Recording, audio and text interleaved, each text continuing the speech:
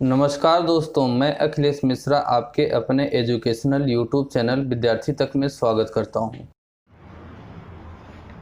जय हिंद साथियों, कैसे हैं आप सभी। मैं अखिलेश मिश्रा एक बार फिर से आप सभी साथियों का आपके अपने यूट्यूब चैनल विद्यार्थी तक पे हार्दिक स्वागत करता हूं।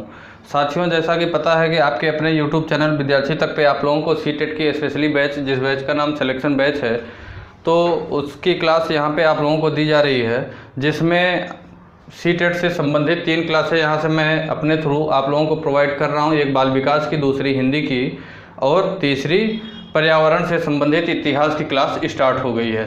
ठीक, हिस्ट्री की क्लास स्टार्ट हो गई है। तो साथियों, जैसा कि पता है कि हम लोग पिछली क्लास में हम बाल विकास की आवश्यकता, बाल विकास की संकल्पना और बाल विकास के कौन कौन से क्षेत्र हैं इसके बारे में हम लोग पढ़ाई किए थे। साथ ही साथ हम लोग साथियों ये भी पढ़ाई किए थे कि बुद्धि और विकास की संकल्पना कहाँ से मिली, किस प्रकार से, और बुद्धि और विकास के अर्थ व अंतर को भी हम लोग जाने थे और विकास की विशेषता को भी हम लोग पढ़े हुए थे। तो साथियों, आज उसी क्लास को हम लोग आगे बढ़ाएंगे। तो आज हम लोग अपनी क्लास में पढ़ेंगे बुद्धि और विकास को प्रभावित करने वाले कौन कौन से कारक होते हैं। बुद्धि और विकास को प्रभावित करने वाले कारक कौन कौन से होते हैं, उसके विषय में आज की क्लास में हम लोग पढ़ेंगे। तो साथी, आइए हम लोग यहाँ पे स्टार्ट करते हैं। बुद्धि और विकास को प्रभावित करने वाले तत्व या कारक।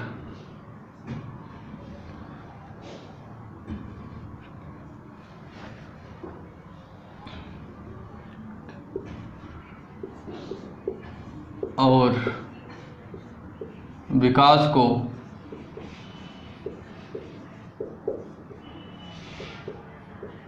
प्रभावित करने वाले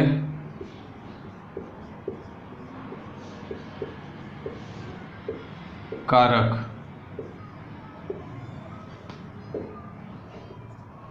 साथियों, आज हम लोग वृद्धि और विकास को प्रभावित करने वाले कारक के बारे में जानकारी प्राप्त करेंगे। तो साथियों, अगर हम लोग बात करें तो इसमें कुछ महत्वपूर्ण ऐसे कारक होते हैं जो कि वृद्धि और विकास को प्रभावित करते हैं। ठीक है, तो जिसके अंतर्गत हम लोग पहला पढ़ेंगे पोषण, जिसे हम लोग इंग्लिश में न्यूट्रिशन कहते हैं। क्या कहते हैं? न्यूट्रिशन, पोषण।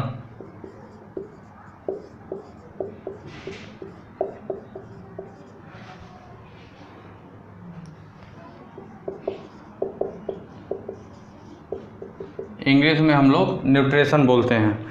तो साथियों, अगर हम लोग वृद्धि और विकास को प्रभावित करने वाले कारकों की पढ़ाई कर रहे हैं, जिसमें हम लोग पहले कारक को देखेंगे जो पोषण होता है। साथियों, पोषण की अगर बात करें तो किसी भी बालक को अगर भरपूर मात्रा में पोषण अर्थात ऊर्जा, एनर्जी नहीं मिलती है, उचित प्रकार से अगर उसे वसा की प्राप्ति नहीं मिलती है, ठीक साथियों, और जिसे कि प्रोटीन कहते हैं, खनिज, लवण इत्यादि की बात करते हैं, किसी भी बालक को अगर सही रूप से, सही तरीके से अगर उसे प्रोटीन की मात्रा नहीं मिल रही है जितने की उसके शरीर को आवश्यकता है, तो उसके वृद्धि और विकास में कहीं ना कहीं रुकावट आती है। चाहे वो मानसिक वृद्धि हो, चाहे वो शारीरिक हो, चाहे वो किसी सामाजिक हो, किसी भी प्रकार की वृद्धि की अगर बात किया जाए तो अगर उसे सही मात्रा में पोषण नहीं मिलेगा तो उसकी वृद्धि और विकास प्रभावित होगी। चाहे वो फिजिकली हो, चाहे मेंटली हो, चाहे वो सोशियली हो अर्थात शारीरिक हो, मानसिक हो, या तो फिर सामाजिक देखा जाए किसी भी प्रकार की। तो साथियों, इस संबंध में हम आपको बताएं कि चाहे वो कोई भी बालक के विकास में पोषण एक महत्वपूर्ण भूमिका निभाता है। किसी भी बालक के विकास में पोषण एक अपनी अलग मुख्य भूमिका निभाता है। गर्भकालीन अवस्था से लेकर जीवन पर्यंत तक भूमिका निभाता है। गर्भकालीन अवस्था से लेकर जीवन पर्यंत तक प्राणी को जीवित एवं स्वस्थ रहने के लिए उत्तम पोषण की आवश्यकता होती है। किसी भी प्राणी को जीवित रहने के लिए और स्वस्थ रहने के लिए पोषण की एक अहम भूमिका होती है और पोषण बहुत ही आवश्यक माना जाता है।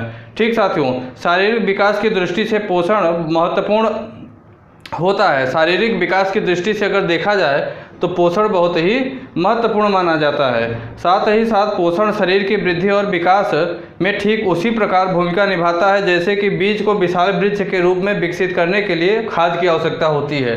जिस प्रकार से हमें किसी पौधे को तैयार करने में खाद या उर्वरक की आवश्यकता होती है, ठीक उसी प्रकार से किसी भी बालक या मनुष्य या प्राणी को स्वस्थ रहने के लिए और जीवित रहने के लिए पोषण की आवश्यकता होती है।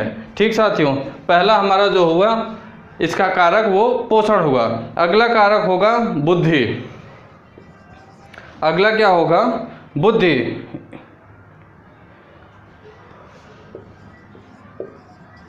इंटेलिजेंसी।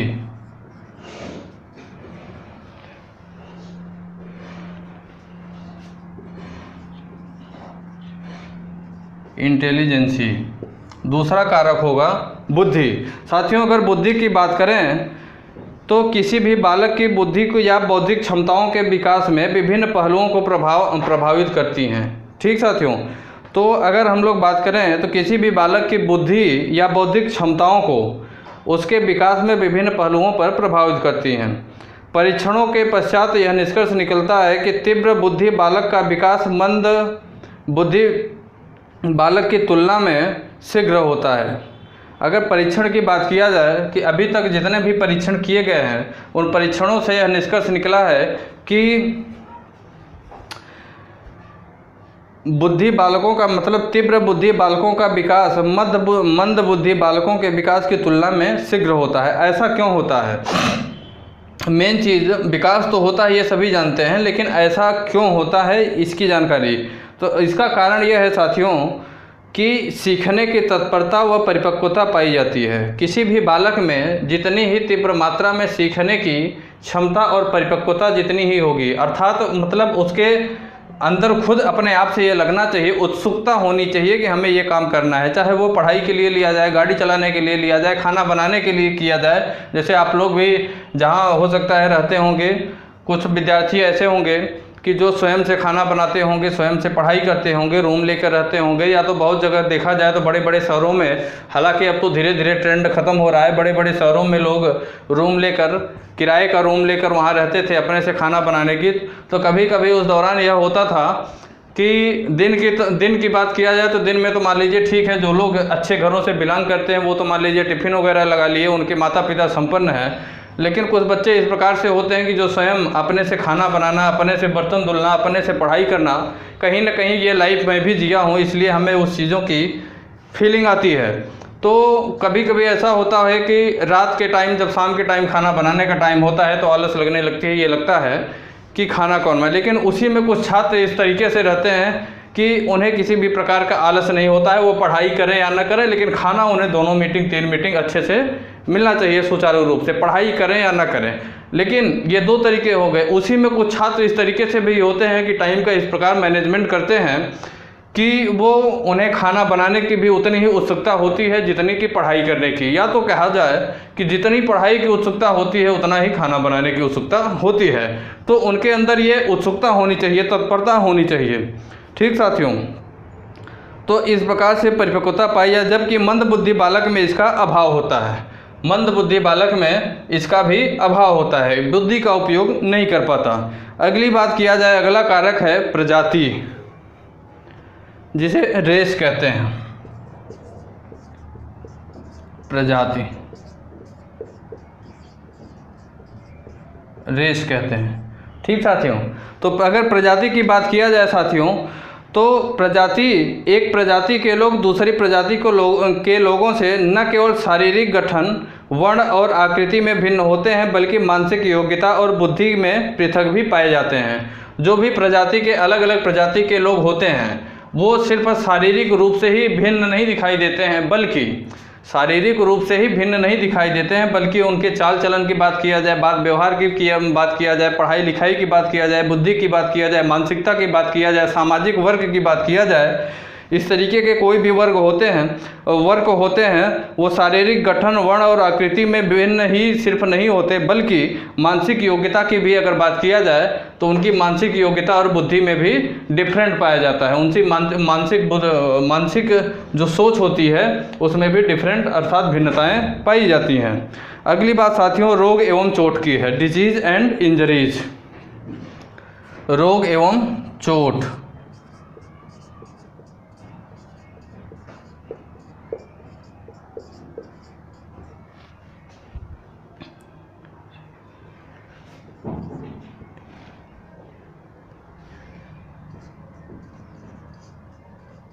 And injuries.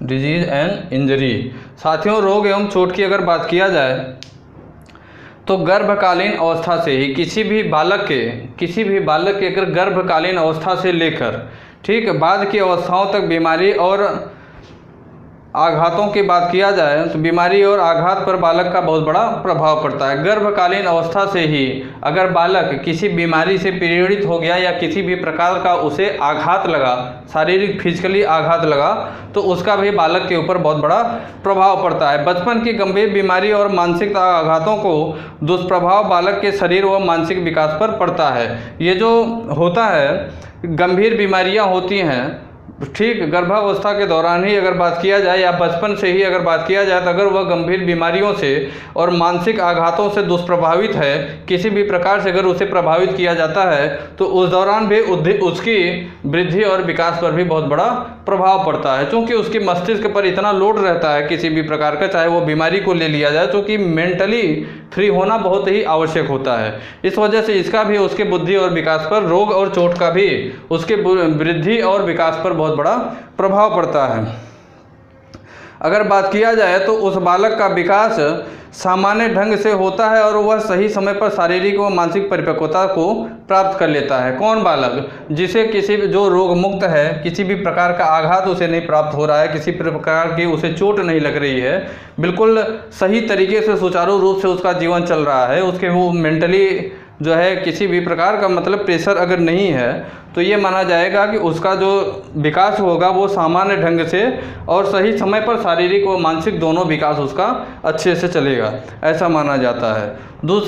अगली बात साथियों आती है कि घर का वातावरण, फैमिली एनवायरनमेंट। घर का वातावरण,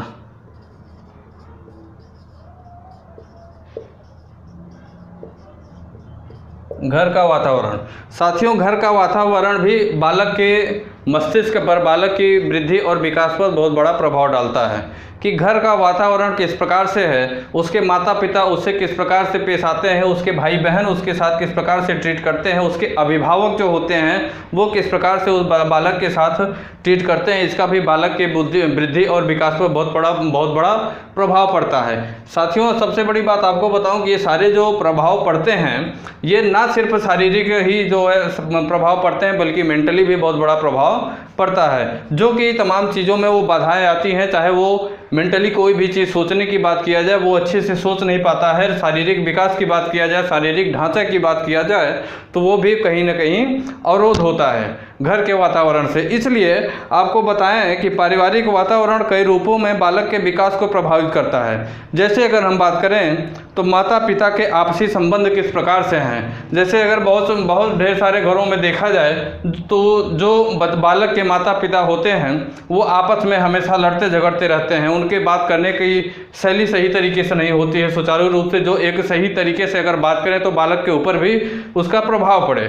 आप लोग भी जानते हैं कि आपके घर में भी जो वातावरण पड़ेगा उसी वातावरण में आप लोग भी ढलेंगे, चाहे जो भी हो। हम लोग होंगे, हमारे घर में जो वातावरण होगा उसी अनुरूप हम लोग भी ढलेंगे।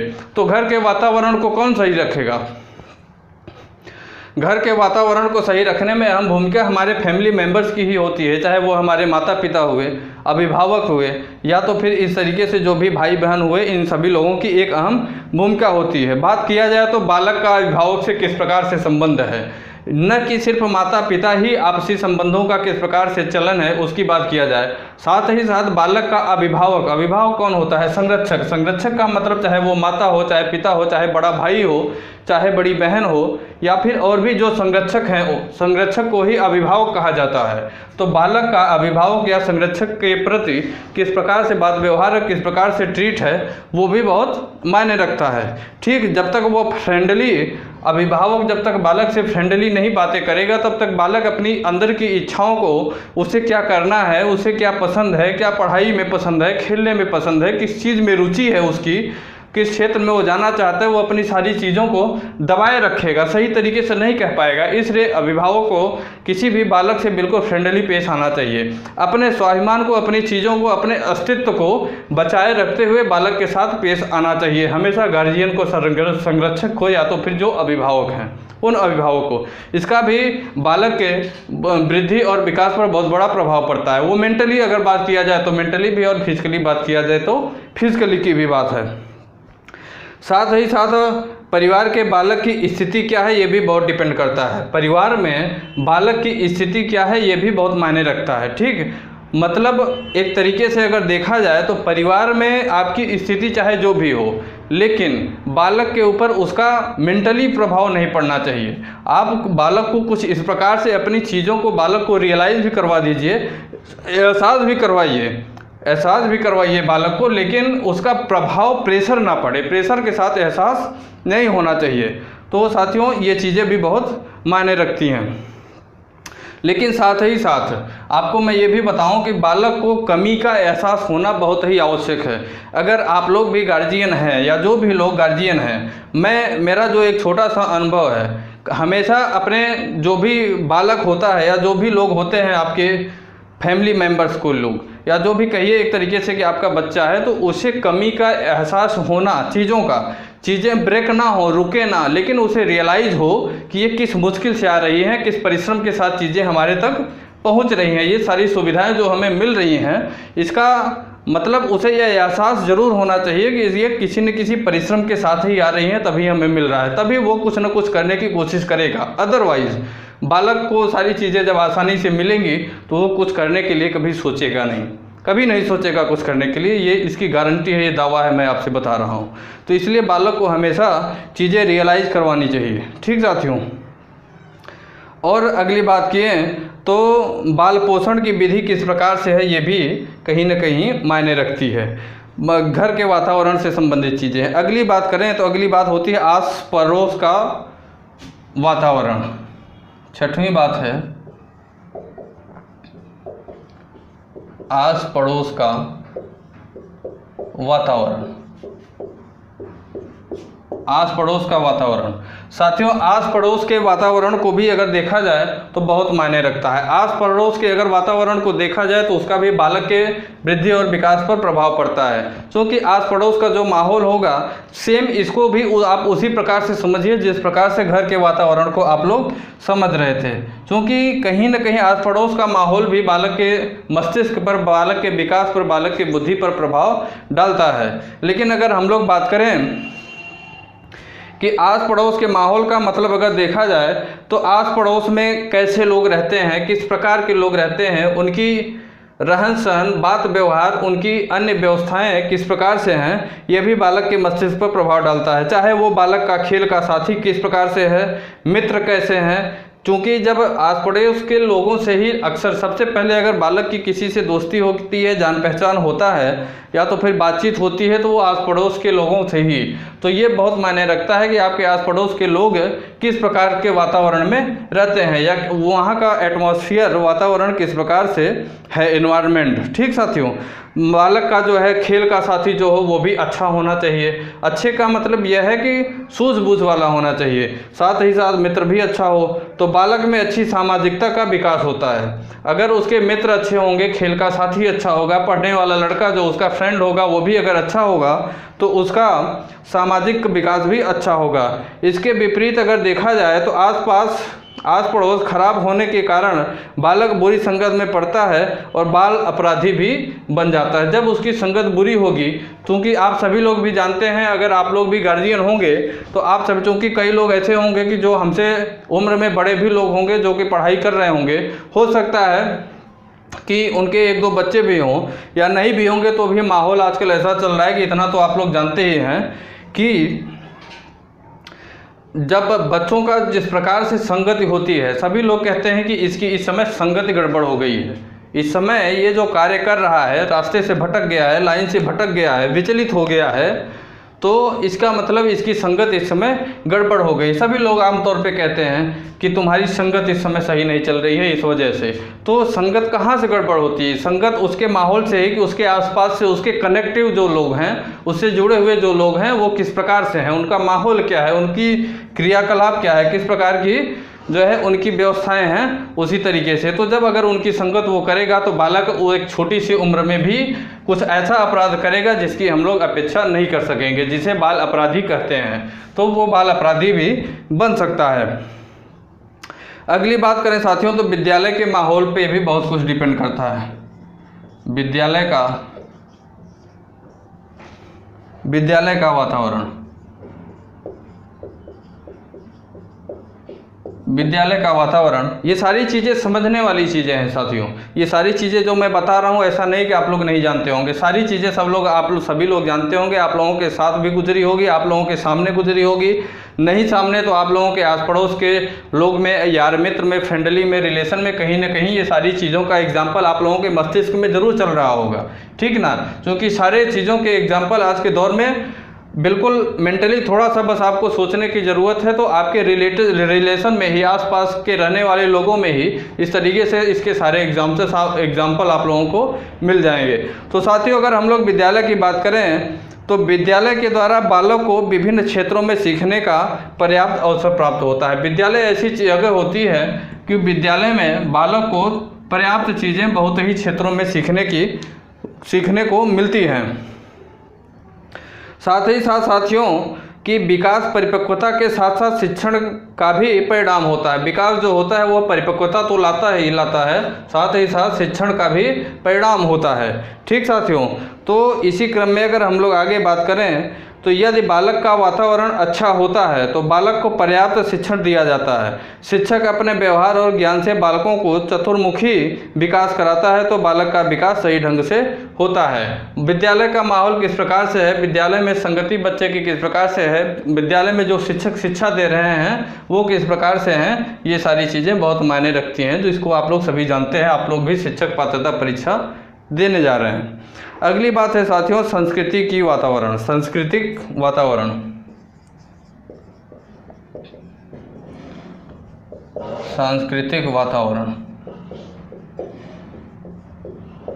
सांस्कृतिक वातावरण की अगर बात किया जाए तो साथियों सांस्कृतिक वातावरण के अंतर्गत बालकों का विकास अपनी संस्कृति के अनुरूप ही होता है। हमारी संस्कृति क्या है, हमारा धर्म क्या मानता है, इन सारी चीज़ों को सभी धर्म के, चाहे वो हिंदू हो, मुस्लिम हो, सिख हो, ईसाई हो, सभी लोग अपनी अपनी संस्कृति को मानने का सभी को स्वतंत्रता से अधिकार है। सभी लोग अपनी अपनी संस्कृति को मानते हैं। तो उसी की बात की जाती है कि किस प्रकार की संस्कृति उन लोगों को दी जा रही है। अगर एक तरीके से देखा जाए तो वातावरण संस्कृति में बहुत माइनर डिफरेंट है, ठीक। तो सबकी संस्कृति क्या है, तो वो सभी लोगों की संस्कृति के ऊपर बहुत सारी चीज़ें डिपेंड करती हैं।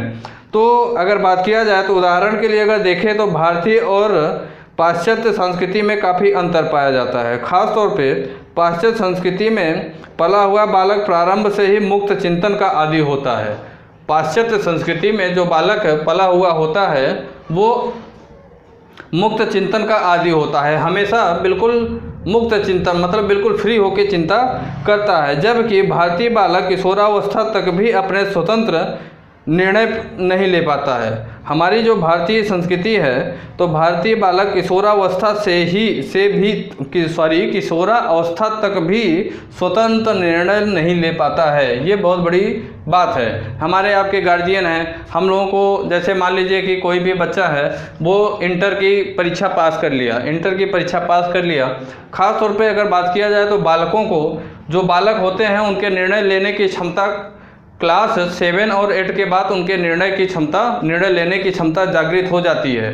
खास तौर पे अगर देखा जाए तो बालक यह समझ सकता है कि हमें किस क्षेत्र में रुचि है, किस क्षेत्र में हमें जाना है। साथ ही साथ गार्जियन भी समझता है और उसके शिक्षा देने वाले जो शिक्षक होते हैं वो भी इन चीज़ों को अच्छी तरीके से भली भांति समझते हैं। तो इस वजह से बहुत से गार्जियन ऐसे हैं वो अपने बच्चों के ऊपर प्रेशर बनाते हैं कि नहीं बेटा तुम्हें डॉक्टर ही बनना है, इंजीनियर बनना है, साइंटिस्ट बनना है या तो फिर टीचर बनना है।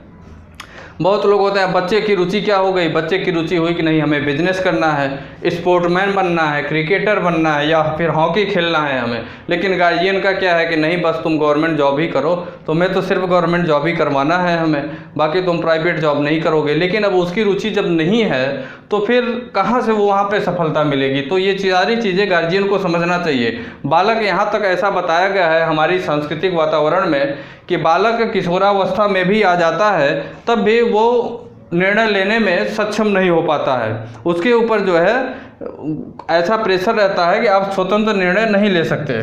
ठीक, वो डिपेंड होता है, ऐसा इसमें बताया गया है। अब अगली बात साथियों आनुवंशिकता की है।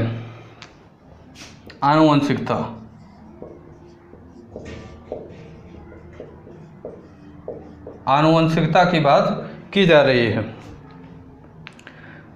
हेरिडिटी। ठीक साथियों, आनुवंशिकता के अंतर्गत अगर हम लोग बात करें तो सभी प्राणी अपना रंग, रूप, कदकाठी, लंबाई तथा अन्य शारीरिक विशेषताएं और बुद्धि, तर्क व स्मृति, प्रत्यक्ष आदि अन्य मानसिक क्षमताएं अपने माता पिता अथवा पूर्वजों से प्राप्त करते हैं। ठीक, कोई भी बालक होता है, कोई भी प्राणी होता है, ठीक, वो सभी अपने रंग को हो गया, कद हुआ, काठी हुआ, लंबाई हुआ, ठीक, या अन्य कोई भी शारीरिक विशेषताएं हुई, ठीक, और बुद्धि की बात हो गई कि बालक की बुद्धि किस प्रकार से डेवलप की जाएगी। बालक के अगर तर्क की बात किया जाए कि बालक किस प्रकार से तार्किक बातें कर रहा है या तर्क अपना किस प्रकार से दे रहा है। साथ ही साथ स्मृति की बात किया जाए, याद करने की क्षमता की अगर बात किया जाए तो वह प्रत्यक्ष आदि अन्य मानसिक क्षमताएं जो होती हैं वो अपने माता पिता या पूर्वजों से कहीं न कहीं जुड़ी होती हैं। अपने माता पिता या तो फिर पूर्वजों से कहीं न कहीं जुड़ी होती हैं और वहीं से प्राप्त भी होती हैं। साथियों, ऐसा कहना है कि आनुवंशिकतावादियों का मानना है कि जिस प्रकार से जैसे कहते हैं कि आनुवंशिकतावादी जो भी लोग होते हैं उन लोगों का कहना है कि जैसा बीज होता है उसी किस्म की फसल भी उपजती है। जिस प्रकार का बीज होता है उसी तरह की फसल भी उपजती है, ऐसा आनुवंशिकतावादियों का कहना है। अतः स्वस्थ एवं प्रतिभाशाली माता पिता की संतान स्वस्थ होती है तथा शारीरिक एवं मानसिक रूप से दुर्बल माता पिता की संतान दुर्बल व कृशकाय होती है। ठीक, जो भी माता पिता जो होते हैं जिनके माता पिता शारीरिक एवं मानसिक रूप से दुर्बल होते हैं उनकी संतान भी दुर्बल होती है, और जिनके माता पिता शारीरिक एवं मानसिक रूप से प्रतिभाशाली होते हैं उनकी संतान प्रतिभाशाली होती हैं। लेकिन हमें तो 100% नहीं लगता, लेकिन अब ये है कि शोधार्थी जो हैं मनोवैज्ञानिक लोग जो लोग कहते हैं उन सभी की बातें अगर माना जाए तो भाई यहाँ तो हम लोगों को यही मानना चाहिए। लेकिन आज के दौर में 1-2 एग्जाम्पल आप लोगों के पास, कम से कम 1-2 एग्जाम्पल तो इतना आप लोगों के पास होंगे ही कि बहुत ही खाने पीने वाले अच्छे लड़के हैं, अच्छे घर वालों के अच्छे घर के लोग हैं, बहुत ही बड़े आदमी हैं, लेकिन कहीं ना कहीं कुछ संतानें ऐसी होती हैं कि विकृत चित्त उनके यहाँ भी हो जाते हैं। लेकिन सामान्यतः ऐसा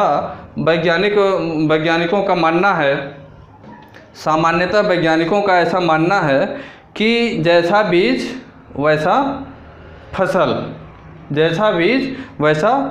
ये बात की गई है। अगली बात साथियों यहाँ ग्रंथीय स्राव की बात की गई है। ग्रंथीय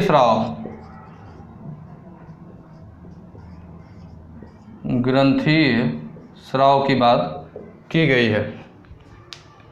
साथियों, ग्रंथीय स्राव की अगर बात की जाए तो हमारे शरीर में बहुत सारी अंतःस्रावी ग्रंथियाँ भी पाई जाते हैं। हमारे शरीर में बहुत सारी अंतःस्रावी ग्रंथियाँ भी पाई जाती हैं। तो इस वजह से ये स्राव हमारे शरीर तथा मानसिक विकास को भी प्रभावित करते हैं। जैसे अगर बात किया जाए तो थायराइड ग्रंथि से निकलने वाला स्राव थायरॉक्सिन शरीर व मानसिक विकास के लिए आवश्यक होता है। थायराइड ग्रंथि से जो भी स्राव निकलता है वह स्राव थायरॉक्सिन शरीर व मानसिक विकास के लिए अत्यंत आवश्यक होता है। इसका स्राव कम होने पर बालक मूढ़ बुद्धि का हो जाता है, जबकि इसका स्राव अगर अधिक होता है, किसका, थायराइड ग्रंथि का अगर अधिक होता है तो थायरॉक्सिन अधिक मात्रा में खून से मिलता है, जिससे व्यक्ति अधिक जोशीला होता है या सक्रिय नज़र आता है। क्या होता है, सक्रिय नज़र आता है और अत्यंत जोशीला होता है। शरीर का चाप भी बढ़ता है तथा व्यक्ति चिड़चिड़ा भी हो जाता है। इसी प्रकार यौन ग्रंथि से निकलने वाला स्राव टेस्टोस्टेरोन पुरुषों में पुरुषत्व का गुण जैसे दाढ़ी होना, मूछ होना इत्यादि प्रकार की जो विकास होता है तथा स्राव किशोरावस्था से अधिक होने पर बच्चा शीघ्र ही लैंगिक विकास भी करता है। साथ ही साथ स्राव कम होने पर किशोरावस्था देर से आती है। अगर स्राव अधिक मात्रा में होता है तो विकास जो है, शारीरिक विकास बहुत ही देर में आता है। ठीक साथियों, और यही स्थिति लड़कियों में भी होती है। लड़कियों में एस्ट्रोजन की अगर बात किया जाए तो लड़कियों में एस्ट्रोजन की मात्रा पर उसका स्त्रीत्व का गुण भी कम या अधिक विकसित होता है। ये प्रॉब्लम अगर लड़कियों में भी पाई जाती है। ठीक साथियों, अगली बात हम लोग करेंगे विभिन्न प्रकार की बीमारियों की। विभिन्न प्रकार की बीमारी जो होती है उसका बुद्धि और विकास पर किस प्रकार प्रभाव पड़ता है। विभिन्न प्रकार की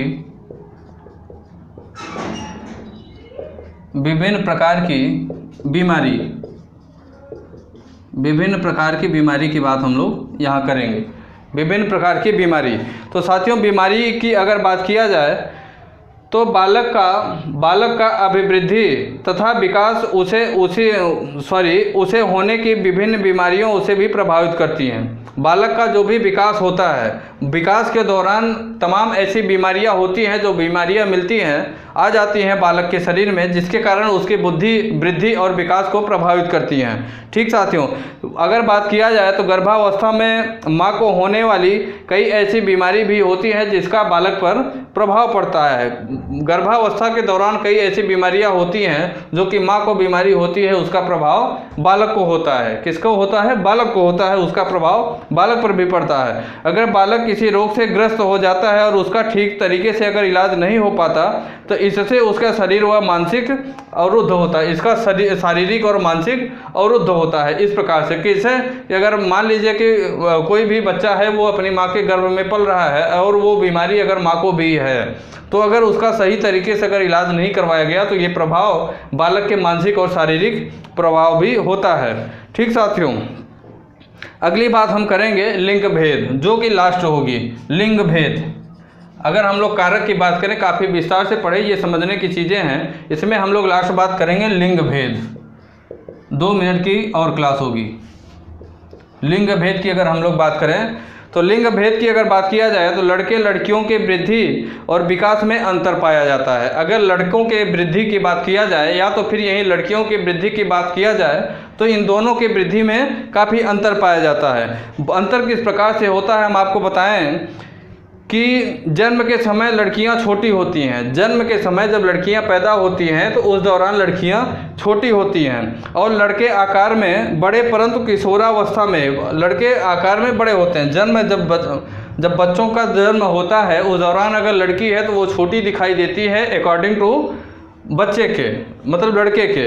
लेकिन अगर बात किया जाए तो जैसे ही लड़की हो या लड़के हो किशोरावस्था में आते हैं, जैसे ही लड़के या लड़कियां किशोरावस्था में आते हैं तो लड़कियां लड़कों से जल्दी बड़ी होती हैं तथा अधिक व्यवहार कुशल भी होती हैं, ऐसा कहा जा रहा है। जैसे ही किशोरावस्था में आती हैं तो लड़कियां जल्दी बड़ी होती हैं अकॉर्डिंग टू लड़कों के। ठीक साथियों, ये हम लोग अपनी क्लास में काफ़ी विस्तार से जो कि सारी चीज़ें इसमें समझने की बात थी, लगभग 12 कारक ऐसे थे जो कि वृद्धि और विकास के बालक के वृद्धि और विकास को प्रभावित करने वाले सारे कारक होते थे। पहला हम लोग पोषण पढ़े, दूसरा बुद्धि पढ़े, तीसरी प्रजाति, चौथा रोग एवं चोट, पांचवा घर का वातावरण किस प्रकार से है, छठवां आसपास का वातावरण हमारे किस प्रकार से है, सातवां हम लोग पढ़े विद्यालय का वातावरण किस प्रकार से है, आठवां हमारी संस्कृति का वातावरण क्या है, हमारी संस्कृति हमको किस प्रकार से शिक्षा दे रही है, इसके बारे में हम लोग बात किए। नौवां अगर हम लोग पढ़े आनुवंशिकता के बारे में कि हमारे माता पिता तथा पूर्वजों का प्रभाव बालक के ऊपर किस प्रकार से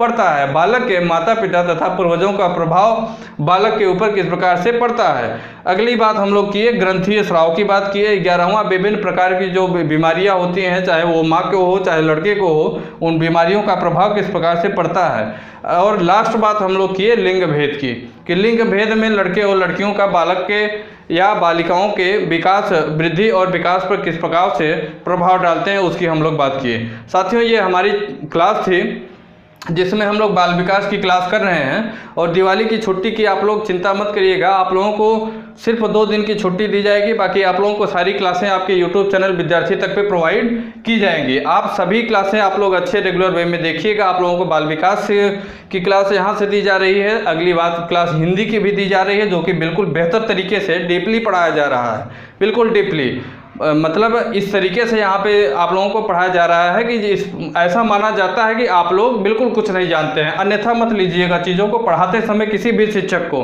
आप भी शिक्षक जब होइएगा, पढ़ाइएगा, तो क्लास में घुसने के दौरान आप सिर्फ ये मानिएगा कि किसी को कुछ भी नहीं आता है, हमें इस लेवल से पढ़ाना है, ठीक। तो यहाँ पे इसी प्रकार से हम भी आप लोगों को क्लासें प्रोवाइड कर रहे हैं। पहली क्लास बाल विकास को आप लोगों को सुबह मिल जाती है 10 से 11 बजे के आसपास। दूसरी क्लास हम हिंदी आप लोगों को देते हैं जो कि दोपहर 2 से 3 बजे के आसपास मिलती है। तीसरी क्लास रात में मिलती है आप लोगों को पर्यावरण, जिसमें इतिहास का चैप्टर इस समय, इतिहास का पार्ट इस समय पढ़ाया जा रहा है। इतिहास का दूसरा लेसन चल रहा है, पहला लेसन समाप्त हो गया है, पहला अध्याय समाप्त, दूसरा चल रहा है। साथियों, पिछली क्लासों का अगर आप लोग वीडियो नहीं देखे हैं तो उसका लिंक की बात है तो लिंक मैं डिस्क्रिप्शन में दे दूंगा, आप पिछली क्लासों का लिंक डिस्क्रिप्शन से ले सकते हैं, ठीक साथियों। तो क्लास को हम लोग ओवर करते हैं। जय हिंद, जय भारत। दोस्तों, अगर आप हमारे YouTube चैनल विद्यार्थी तक पे नए हैं तो लाइक करें, सब्सक्राइब करें और बेल आइकन को दबाना ना भूलें। धन्यवाद।